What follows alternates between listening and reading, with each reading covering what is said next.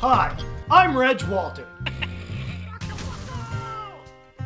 Most of you will know me from my days reporting for NTSC TV. Remember my time as a war correspondent in Cambodia? Crazy days! Well, my adventures have taken me from one end of the globe to the other. Now I officially have the travel bug lodged right up my alley. Join me, my Pooch Whiskey, and my trusted crew as we road trip the world and experience things that you would never be able to afford. Hop in the Honda, honey, and buckle your safety belt. This is Destination Anywhere.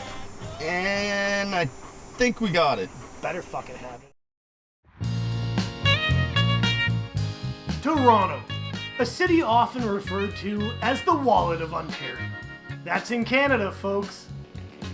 My trusty hound and I rolled into town, as we do, kicking up shit in the Honda Hunter. The first thing to note about this hog town is the traffic. There is a lot of traffic. Come on! I mean, a lot of traffic. End to end, this city takes an hour and a half to drive, so be sure to bring some good mix CDs with you. If you're looking to get around by other means, you can always bike like a poor person. Or there's always the TTC. When you finally get past the gridlock, you can find some serious gems here.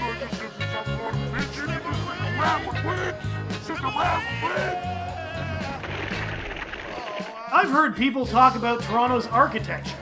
I don't know anything about architecture. The buildings are pretty good, I guess.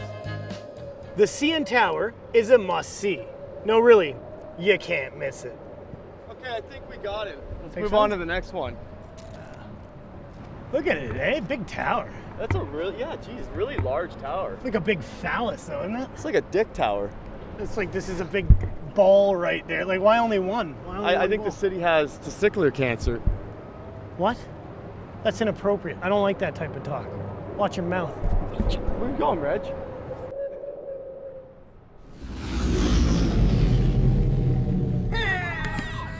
Fresh soft serve ice cream right there. Dogs are all about domination. Game is servitude. I'm not gonna let him see me picking that up. One thing that is overlooked here in Toronto is the waterfront. It is a great place with a lot of great features, so check it out if you're in town. But it's a hot day, we gotta lock this guy in the car, and we gotta head over to the train museum. We'll see you over there in a minute.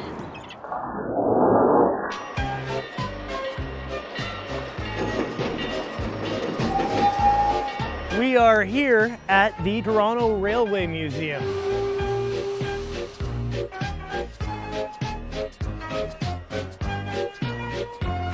It's training day, baby. Yeah, I said that. Hi, Reg. Welcome to the Toronto Railway Museum. Up there is interesting. We have a wooden model. Down here, we have an exhibit of GO Transit. We have some nice train models here, some of which are very valuable. Over there is a model, an HO gauge model. Now that is a very authentic model. This is my favorite here. The dome car. Good luck getting a seat in the dome car. What do we have here? The sand chute. You know, if a train had to stop on a hill and then get going again, that could be a real problem if you didn't have the sand. Now this is definitely something that catches your eye. Now, even more interesting is that passenger car behind That's it. what I was That was a car built in 1896, and by World War I, it was used as a business car by the superintendent of the Dominion Atlantic Railway. There would have been a big safe in there too, right? Yeah, he would have kept his valuables in a safe for sure. And the car is called Nova Scotia. So do we think that trains in general are gonna all be in museums at some point? Or? Railways have a very bright future. But most people still consider train rides to be amusing and fun and something to look forward to.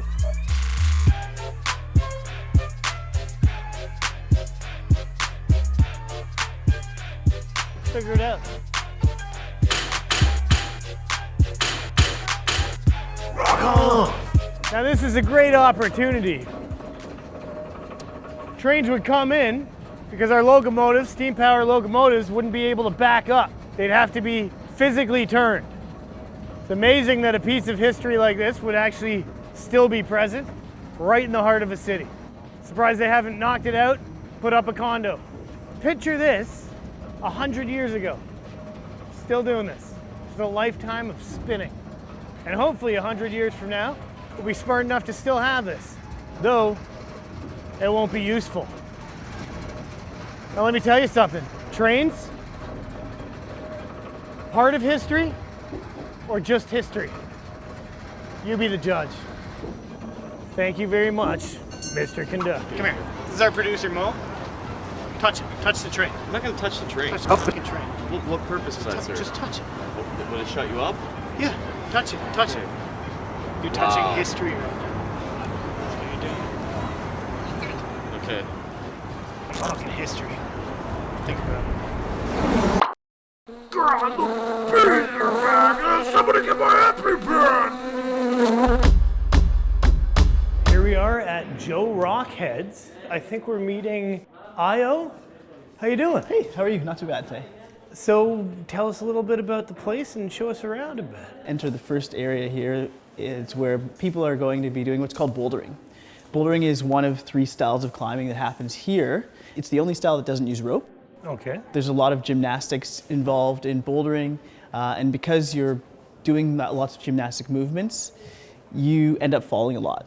I guess this is to practice falling off of cliffs and whatnot, or? The next style of climbing that we're coming across here is called top roping. Isn't that like a sexual act? Third style of climbing is happening. It's called lead climbing. On a really long route, 2 climbers or a climber and their belayer, the person who's in charge of managing rope and safety, Okay. will start at the bottom. The climber will climb to the end of the rope, and then the belayer, the second, will follow. One climber leads, and that's sort of where the Oh, lead and then comes if they from. fall, they die together. Like I could come here and train how to get up to my ex-wife's window and see what she's up to. What's the typical attire that you would have in doing this? Yeah, most people are here because you're moving a lot. You're trying to be relatively comfortable. So in the 80s, that meant neon tights. That's fantastic. But now anything, the same kind of clothes. Because you there's wear no, for yoga. there's no way. Do you know what I mean? That's usually not going to Like, cut it. Yeah. Usually, if you're already relatively fit, anything that works for like a yoga class. Well, I wouldn't do yoga either. I'm not like, I'd go watch it, but for like a girls' class, not a guy's. Well, you never know. Can we see you climb a bit? Sure. Without ropes? That guy's strong as fuck. You ever have people trying to grab at your feet and pull you down while you're in the middle of it? Ideally not. We get Redge geared up and get him to climb the wall. I'm not dressed for it, so So you're not gonna do that? no, I'm not gonna do it. Okay, so it's a wrap then? Yeah, it's a wrap. I'm not. Okay, great, perfect, yeah. It's a wrap. We've been having a great time in Toronto so far. We're gonna keep it up. We're now at Steam Whistle Brewery, and we're getting our drink on. So let's get that rolling. Let's do this. I'm thirsty. How we doing? I think this is our guy over here. So you're gonna be showing us around a little Yeah, I'm bit? gonna take you for a tour around Steam Whistle today, around the brewery, learn a couple things, share some smiles on the way. The right thing to do to start a tour is with a sample. I like that. You're not gonna have one? I or? think I might wait till beer o'clock. It's inappropriate to offer. Tell you what, you pour yours and I'll drink it for you. All right. How's that? We'll just That do sounds it. like a good deal.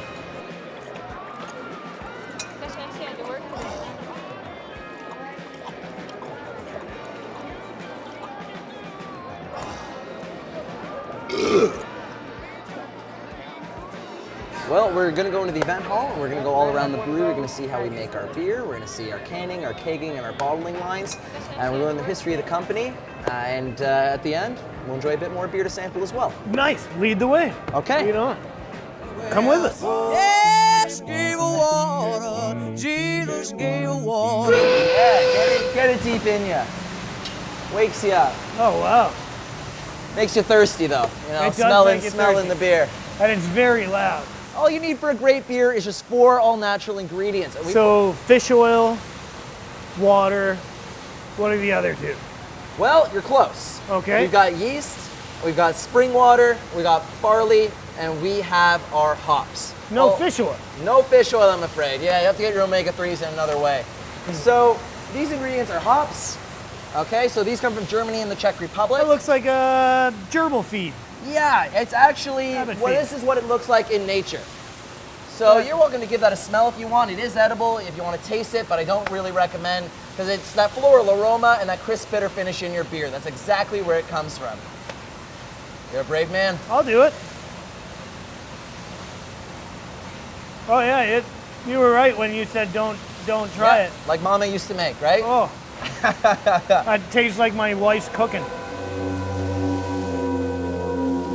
But this is an example of a hops plant just right here. Funny enough, it's actually a member of the cannabis family, so cool. interesting. In Toronto, you'll find its cousin around here, no problem. Yeah, probably in our audio guys' backpack. We could probably find a bunch. I've got some. Supposed to deny it. You're supposed to go, no, I don't have. I don't have them. True Toronto. I do have some. Yeah. Do you need some now? I'll sell it to you. Thanks, as long as there's video evidence. God damn.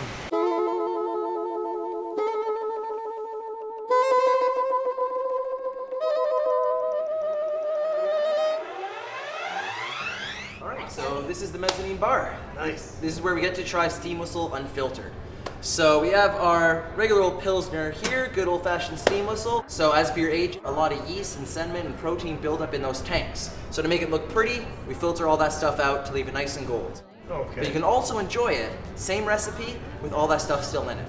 So let me... Oh, so Yeah. unfiltered. Unfiltered. Okay. So let me give you a try. That was a heavy amount of head on that one. Well, they always say you need good head, right? That's what my mom used to tell me. Side by side.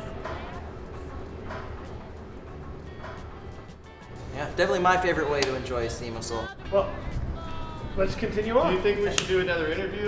You've been having, I thought you stopped drinking. What? I thought you said you weren't Look, drinking. just stay behind the camera and keep your mouth shut for a second, and we'll just keep going.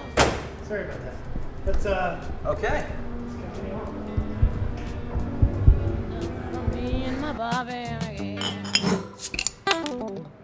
We've been on the tour. Yep. We've seen the factory floor. We've tasted the beer. Yep. We've seen filtered. We've seen unfiltered. There's a couple points I'd love to touch on now. First, you said something in passing about a green initiative. Yeah, so we're actually Canada's greenest brewery. So for example, all our heating, that heat we felt while that beer was being cooked, all our heating is done by steam. Oh, wow. Even our bottles are made with 33% more glass. So a standard brown bottle, industry bottle, you can use 12 to 15 times. We can recycle ours 40 to 45. Oh, wow. Yeah, also great in a bar fight if you're ever in a dire situation. Which I've been in. And talk about moving the entire building, brick for brick, taking it down. That's got to cost. Well, actually, it's not quite what you'd think. So Let's put it on pause for a second there, guys. We're in the middle of it. Can I have a word with you? Yeah, over here. Hold on a second. Just give us a Sorry, second. what the fuck are you doing interrupting my goddamn interview? You're in the middle of an interview. You're asking how much things cost. That's really rude. You know what's rude? Is interrupting, sandbagging my fucking interview in the middle of a fucking question right there while he's answering my fucking question. I'm sandbagging the fucking series. You want me to call your fucking daddy trust fund? I would fucking do it. Go back behind that fucking camera and do your fucking job. Do your fucking job. Okay, guys, let's roll.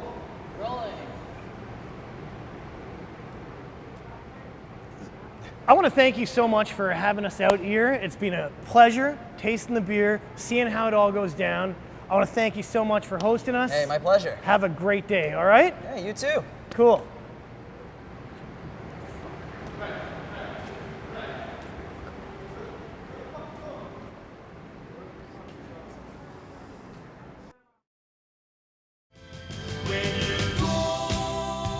As I remember it, we had a great time in Toronto.